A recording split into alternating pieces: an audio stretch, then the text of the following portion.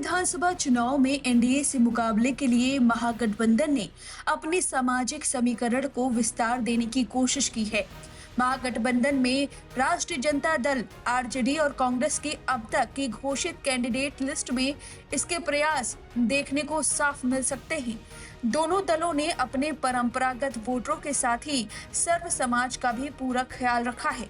उधर वाम दलों ने भी अपने अपने आधार वोट बैंक को तवज्जो दी है। कांग्रेस ने 8 भूमियार समेत 19 सवर्णों को टिकट दिया है।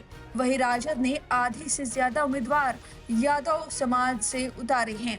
बिहार में सवर्ण, दलित और मुसलमान कांग्रेस के परंपरागत वोटर रहे हैं। अपनी खोई जमीन वापस लाने के प्रयास में जुटी कांग्रेस पार्टी ने सवर्ण, मुसलमान तथा दलित समाज से आने वाले नेताओं पर भरोसा जताया है। सवर्णों को खुले मन से टिकट देने के साथ ही पिछड़ा वर्ग को भी कांग्रेस ने 5 मुस्लिमों को मैदान में उतारा है। वहीं राजद ने अपने जनाधार वोट मुस्लिम और यादव का पूरा ख्याल रखा है। पार्टी ने 51 सीटों में से 28 यादव को चुनावी मैदान में उतारा है। 6 मुस्लिम को भी टिकट दिया गया है।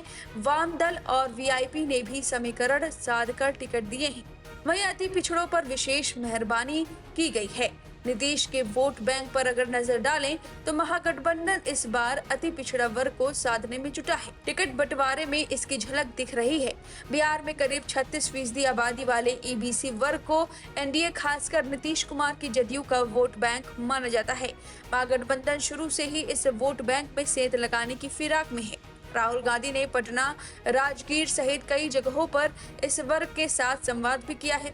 यही कारण है कि कांग्रेस के अलावा राजद, वीआईपी और वाम दलों ने भी अति पिछड़ा वर्ग को टिकट देकर उन्हें भी तरजीह दी है।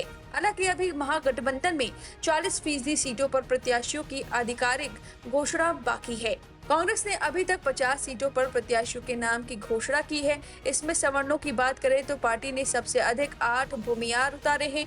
इसके अलावा 6 ब्राह्मण और 5 राजपूतों को टिकट दिया है, यानी कुल 19 सवर्ण को टिकट दिया है।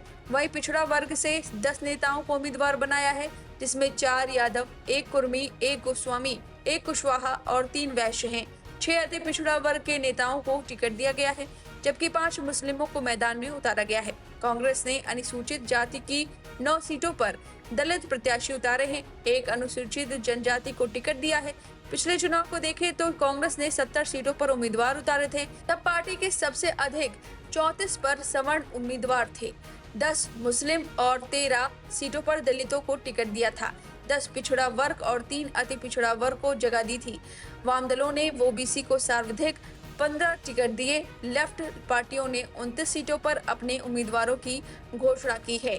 इसमें सर्वाधिक 15 सीटों पर टिकट पिछड़ा वर्ग के उम्मीदवारों को दी गई है। वहीं सीपीआई माले ने 19, सीपीआई ने 6 और सीपीएम ने 4 सीटों पर उम्मीदवार उतारे हैं। ये तीनों दल इंडिया गठबंधन के साथ चुनाव मैदान में उतरे हैं। वहीं वाम दलों ने अति पिछड़ा वर्ग को 1, दलित को 8, अल्पसंख्यक समाज को 2 उम्मीदवारों को पार्टी सिंबल सौंपा है। स्वर्ण समाज में भूमियार से 2 और राजपूत से 1 उम्मीदवार बनाया है। सुपौल स्थित पिपरा विधानसभा सीट भाकपा माले के कोटे में आया है। इस सीट पर दूसरे चरण में चुनाव होना है। इस सीट के लिए अब तक प्रत्याशी की घोषणा नहीं हुई है। वर्ष 2020 चुनाव में वाम दलों की 29 सीटों में से 4 पर अगड़ी जाति के प्रत्याशी थे। 3 मुस्लिम, 3 यादव और शेष दलित और अति पिछड़ा समुदाय थे। तो ये समीकरण है जो लिस्ट में सामने आया है।